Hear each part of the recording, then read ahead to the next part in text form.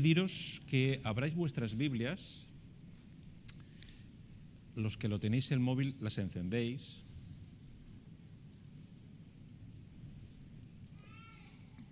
En la epístola de Pablo a los Colosenses.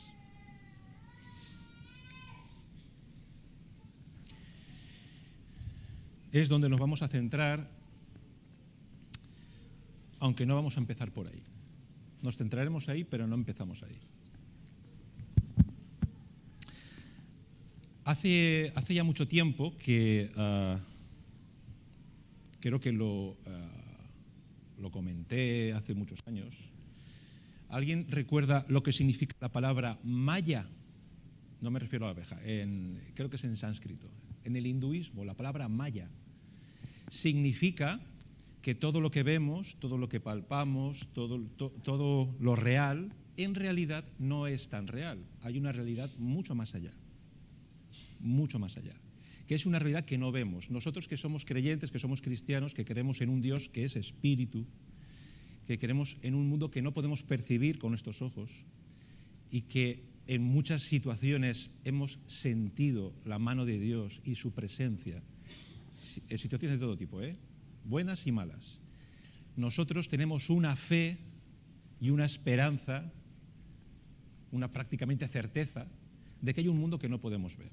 Este maya, este concepto en el hinduismo se refiere a esto, que hay un mundo que no vemos que sin embargo es muy real. Más de lo que nos parece a nosotros se nos antoja muy real todo lo que nos pasa. También, no sé si os suena, Jostein Gaarner, el que escribió El mundo de Sofía, es un tochaco así sobre filosofía, muy interesante, muy bueno. Él escribió después un librito que se llama El enigma y el espejo. En el enigma y el espejo, una niña que está gravemente enferma, por las noches, ella cree, el libro lo deja siempre en el plano de lo ambiguo, puede que sí, puede que no, ella cree que le visita un ángel, que por cierto, un ángel es, el ángel en ese libro es así de bajito y es calvo, o sea, no nos imaginemos la imaginería típica cristiana, que pasea con ella por el bosque y la lleva a distintos sitios y tienen conversaciones filosóficas, porque este hombre lo que quiere enseñar es filosofía. Pero hay una escena en este libro que es muy interesante para lo que estoy tratando de introducir ahora.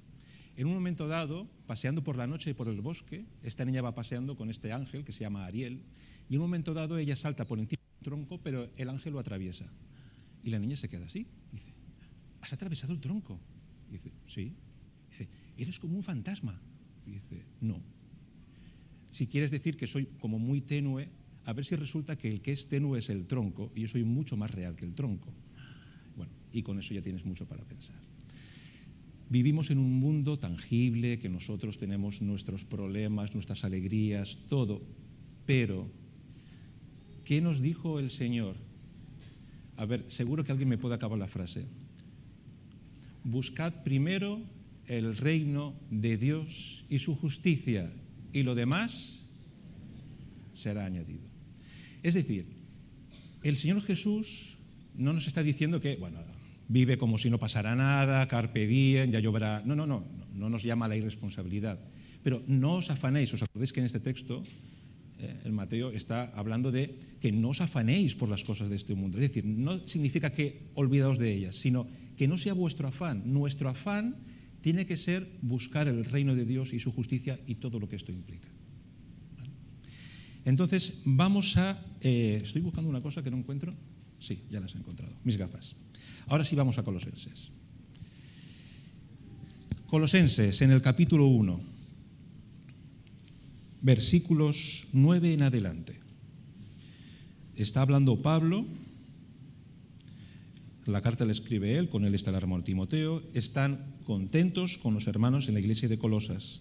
Y en un momento dado dice, por esta razón, versículo 9, también nosotros, desde el día que lo supimos, no hemos cesado de orar por vosotros y de rogar que seáis llenos del conocimiento de su voluntad en toda sabiduría y comprensión espiritual, para que andéis como es digno del Señor, agradándole en todo, dando fruto en toda buena obra y creciendo en el conocimiento de Dios, fortalecidos con todo poder según la potencia de su gloria, para obtener toda perseverancia y paciencia con gozo, dando gracias al Padre que nos ha capacitado para compartir la herencia de los santos en luz, porque Él nos libró del dominio de las tinieblas y nos trasladó al reino de su Hijo amado, en quien tenemos redención, el perdón de los pecados. Bien. ¿Qué tiene que ver esto con lo que yo he intentado introducir al principio? Tiene que ver con que os habéis fijado en Colosenses y en otras cartas, también en Efesios, ¿por qué motivos ora Pablo? No está pidiendo por la salud de no sé quién, no está pidiendo por las apreturas que a lo mejor tal familia o tal iglesia está pasando, que yo estoy convencido de que lo hacía. O sea, Dios es un Dios que atiende a todas nuestras necesidades, las grandes y las pequeñas, las grandes y las pequeñas. Y es un Padre bueno que se agrada y se alegra cuando ponemos delante de Él hasta la más mínima molestia. Señor, ¿me está pasando esto? No sé qué hacer. Pero fijaros cómo Pablo está poniendo la mira en lo principal. Cuando pide por sus hermanos de Colosas, a los que ama profundamente, con ese amor que solamente el Señor puede poner en nosotros, está pidiendo por cierto tipo de cosas que él sabe que son las fundamentales. La pregunta entonces es, ¿nosotros qué buscamos primero? Si habéis visto un poco, solemos poner un título, ¿vale? Entonces nosotros hemos puesto el título para hoy de buscar, conocer y andar. ¿Qué es lo que buscamos nosotros? El Señor Jesús nos lo dijo bien claro: buscad primero el reino de Dios y su justicia. Y esta pregunta nos la tenemos que hacer en todo aquello que emprendemos, en cualquier decisión que tomemos. Tenemos que pararnos y pensar si esto ayuda a la extensión del reino o no. Y esto es algo que Pablo está hablando y está orando para que sus hermanos en Colosas lo tengan suficiente y sobradamente claro. Y por extensión a nosotros. Sabéis que en muchas de estas cosas podríamos quitar el nombre de Colosas y podríamos poner Iglesia Valencia, Agustina de Aragón, la iglesia en Pilar, la iglesia en fin, cualquier iglesia es receptora de esto.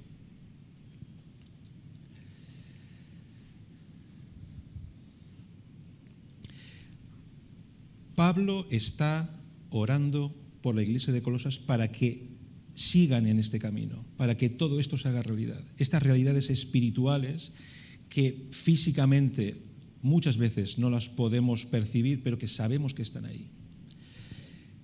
Nosotros el domingo pasado estuvimos orando, intercediendo por la iglesia perseguida. Porque nos llegan noticias de Pakistán, nos han llegado noticias de la India y de otros países donde los cristianos son perseguidos. ¿Y si os dijera que la iglesia perseguida está orando por nosotros e intercediendo por nosotros? Hace unos años, no demasiados, pero antes de la pandemia seguro, a lo mejor 5 años o 6 años, me encontré con un hermano, no recuerdo quién era, que había estado en unas conferencias, y en esas conferencias uno de los temas, no era el único, pero era la iglesia perseguida, y vino un pastor, fue a las conferencias un pastor de una iglesia de uno de estos países donde se les persigue con frecuencia. Y este pastor, entre las muchas cosas que dijo, fue que oramos por vosotros, oramos por la iglesia en Occidente, en el primer mundo, porque tenemos la sospecha de que si la iglesia en este mundo occidental, en el que estaba en ese momento, tuviera algún tipo de persecución, no podría resistirlo. Fijaros, los que están más apretados, los que están más, vamos a llamarlo así, vamos a utilizar el lenguaje bélico, porque Pablo tampoco se corta en eso, los que están bajo fuego enemigo están preocupados por nosotros, que estamos muchas líneas detrás, casi en la retaguardia, porque sospechan que no tendríamos la fortaleza en el caso de que nos vinieran mal dadas. ¿Cómo pensáis que esto puede ser? ¿Puede ser? ¿Puede ser así? Buscad primero el reino de Dios. Como creyentes, como discípulos y como iglesia, lo que tenemos que buscar siempre es el reino de Dios y su voluntad. Buscar siempre su voluntad para mi vida y para la vida de mi iglesia.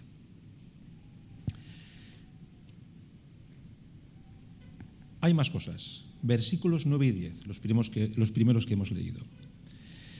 Dice que no hemos cesado de orar por vosotros y de rogar que seáis llenos del conocimiento de su voluntad.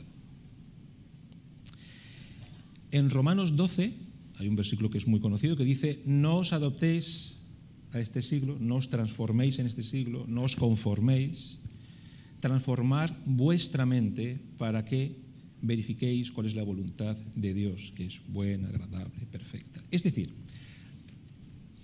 somos nuevas criaturas. Toda persona que ha creído en Cristo como su Salvador, hemos nacido de nuevo, somos nuevas criaturas. ¿Vale? Sí, puedo hacer la broma por enésima vez de que este cuerpo no está muy renovado, más bien se está haciendo viejo, pero tenemos el Espíritu Santo, somos nuevas criaturas. Nuestra mente tiene, tipo Dr. Jekyll y Mr. Hyde, tenemos una mente carnal acostumbrada a los valores de este mundo, las estrategias de este mundo, pero Pablo nos está diciendo: renovad vuestra mente, tenemos que cambiar nuestro sistema de valores, tenemos que pensar de una forma distinta, tenemos que ser cada vez más parecidos a nuestro Padre Celestial. Renovad vuestra mente. Tenemos que renovarla para conocer cuál es la voluntad de Dios. Si yo no vengo a la palabra del Señor, si yo no dedico mi tiempo a estudiarla, a meditarla, ¿cómo voy a conocer cada vez más a mi Padre Celestial, el que me ha adoptado? Somos hijos adoptivos. A estudiarla en mi casa, a estudiarla en comunidad, en la iglesia. Fijaros en los primeros versículos de la epístola. ¿A quién envía Pablo la epístola? ¿A quién va dirigida? Mirad los primeros versículos, los dos primeros. ¿Va dirigida a algunas personas en concreto? ¿Va dirigida a los pastores de la iglesia en Colosas, a los diáconos, a personas concretas que han sido bendecidas con unos dones especiales o una inteligencia especial o un conocimiento? No, va a toda la iglesia. Y a toda la iglesia, a todos los que hemos reconocido al Señor como Señor y Salvador, nos va dirigida esta petición de Pablo: crecer en el conocimiento del Señor para conocer su voluntad. Si yo deseo buscar el reino de Dios y su justicia, yo quiero seguir la voluntad de Dios, tendré que conocerla. Para conocer lo que Dios quiere para mí, tengo que conocer su palabra continuamente. Yo me puedo agarrar esta epístola de Colosenses, me la puedo aprender de memoria, puedo leerme 18 estudios de gente muy entendida, me los puedo aprender de memoria, y aún así, con el paso del tiempo, seguiré sacando cosas nuevas, porque es una palabra viva. Entonces, Pablo está pidiéndole y deseando a estos hermanos suyos a los que tanto ama que sigan creciendo en el conocimiento del Señor.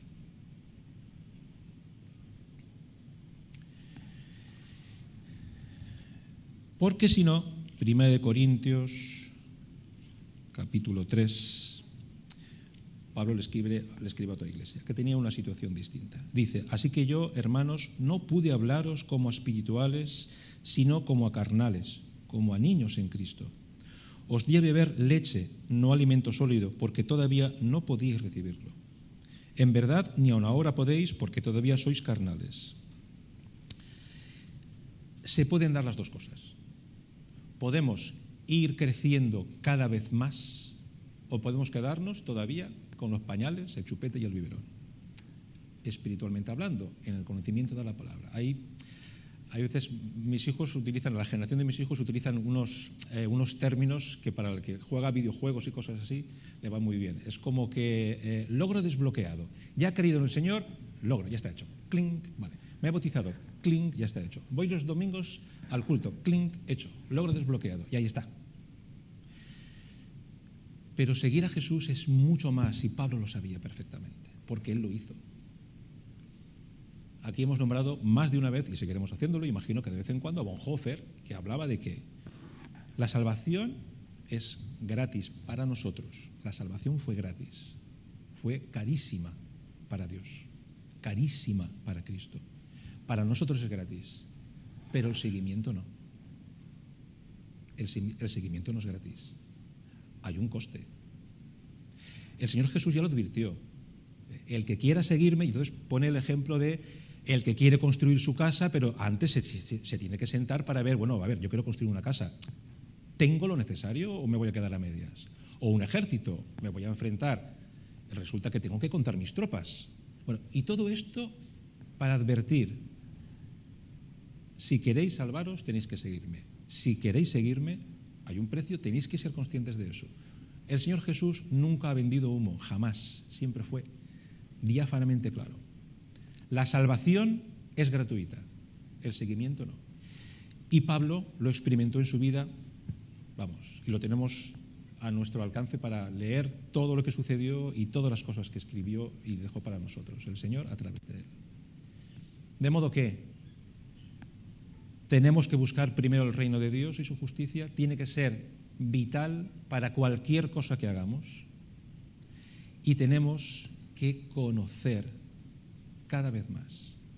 Y cuando en esta iglesia o en la ciudad de Valencia o en la iglesia donde uno vaya hay opciones y oportunidades para estudiar la Biblia, pues a por ellas. Que puede ser que la persona que lo dé no, pero es que no es la persona, es la palabra. Yo puedo ser o muy simplón o muy aburrido para la mitad de los que estáis aquí, pero el esfuerzo de todos los que subimos aquí es de poner encima de la mesa lo que Dios dice para nosotros, lo que Dios quiere para su iglesia y para su pueblo.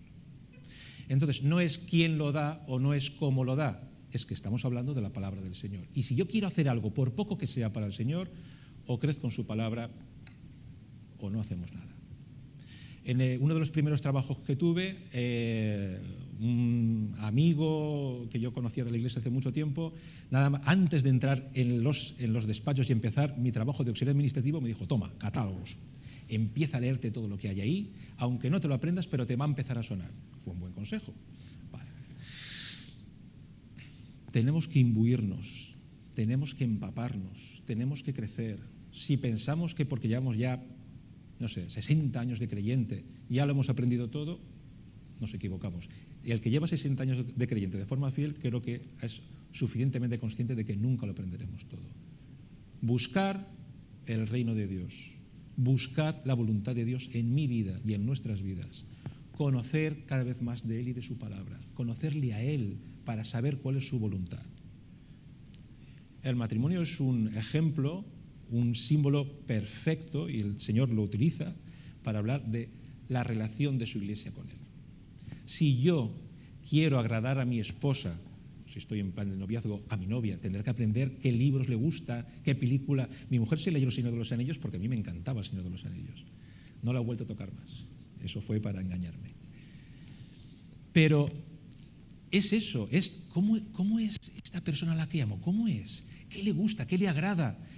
Le gusta estudiar por las mañanas y por las tardes. Me pongo con él o con ella, porque yo quiero estudiar con él o con ella. Quiero estar cerca. Bueno, ¿cómo es mi Padre Celestial? ¿Qué le agrada? ¿Qué le gusta? ¿Qué busca? ¿Cuál es su objetivo? ¿Cuál es su prioridad? ¿Qué es lo que está queriendo para mi vida? Tengo que conocerle. Tengo que conocerle. No hay nada más que pueda hacer. Cada vez más. Y como Dios es infinito, conocerle nunca se va a acabar. Y además es un disfrute, porque si yo le amo, conocerle más nos lleva a amarle más todavía.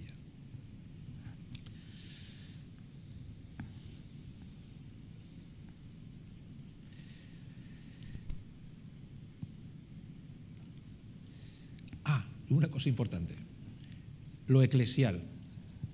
Saulo, antes de encontrarse ese encontronazo con el Señor en el camino de Damasco, era una persona religiosa, una persona convencida de que lo que hacía estaba en la voluntad del Señor. ¿Estaba acertado o estaba equivocado? Equivocado.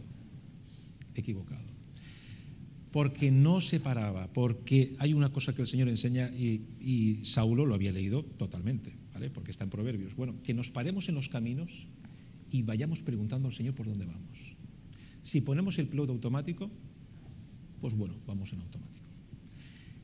Si queremos cumplir la voluntad del Señor, Si queremos buscar primero el reino de Dios y su justicia, tenemos que conocer, tenemos que pararnos en nuestros caminos, tenemos que hacer un alto. Eso de que a veces atendemos más a la obra que al dueño de la obra. Eso es lo que tenemos que hacer, tenemos que pararnos continuamente y tomarnos nuestro café o nuestro mate o nuestro tereré o lo que sea con el Señor en un tete a tete y que Él nos gire el timón, que lo haga Él, porque si lo hago yo voy a las tormentas, vamos, seguro. Que sea Él el que me vaya mostrando cuál es su voluntad. Y por último, andar. Buscar, conocer y andar. Porque ser cristiano no es venir los domingos solamente. Es algo tremendamente práctico. Vamos a leer versículo 10 y 11. Para que andéis como es digno del Señor, no de otra forma. Como es digno del Señor. Cualquier cosa que no sea digna de nuestro Señor, ese camino no tenemos que andar. Agradándole en todo, dando fruto en toda buena obra y creciendo, una vez más, en el conocimiento de Dios. Dando fruto en toda buena obra. Aquí volvemos a decir algo que hemos repetido y repetiremos, porque el Señor nos lo dijo. El Señor quiere que demos fruto. El Señor no nos ha salvado y no estamos aquí, y no nos ha dado unos dones espirituales para que calentemos el banco. Nos ha salvado para que llevemos su luz a todas partes, su evangelio, para que seamos sal en todo momento, en la universidad, en el instituto, con mis amigos, en el trabajo, con los vecinos, con la familia. Cuando alguien, y esto lo he dicho alguna vez, y yo lo repito, y por favor me lo recordáis a mí cuando haga falta, que me hará falta seguro. Cuando yo estoy enfermo y voy al médico, el médico para muchos de nosotros, no para todos, pero para muchos de nosotros, ciertas son figuras de autoridad. El médico, bueno, lo que usted diga, vale. El médico está en su consulta y está recibiendo a un hijo o a una hija del Altísimo. Él no lo sabe, en principio. Y nosotros estamos enfermitos o muy enfermos y vamos a un lugar donde nosotros somos hijos del Altísimo. Y la otra persona es una persona que si no conoce el Evangelio se va a perder. Es que si buscamos primero el reino de Dios, se le da la vuelta absolutamente a todas las situaciones.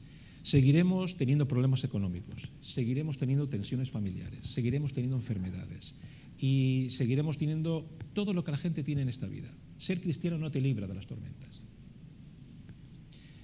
Pero lo hacemos como hijos del Altísimo, aferrados a Él, buscando su voluntad. De modo que estamos llamados a dar fruto.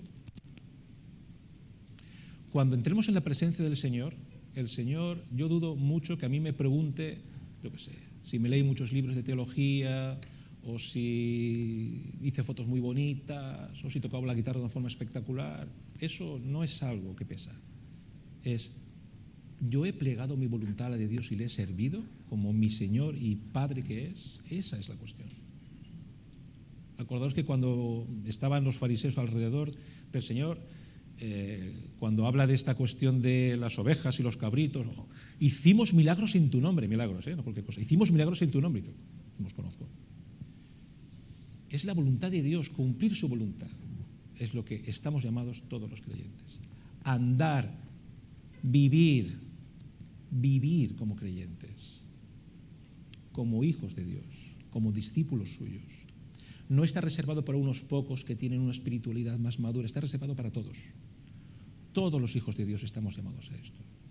Llamados a buscar el reino de Dios por encima de cualquier otra cosa. Llamados a conocer cada vez más su voluntad, a conocerle a Él cada vez más y a andar en las buenas obras, a dar frutos. Todo esto estamos llamados.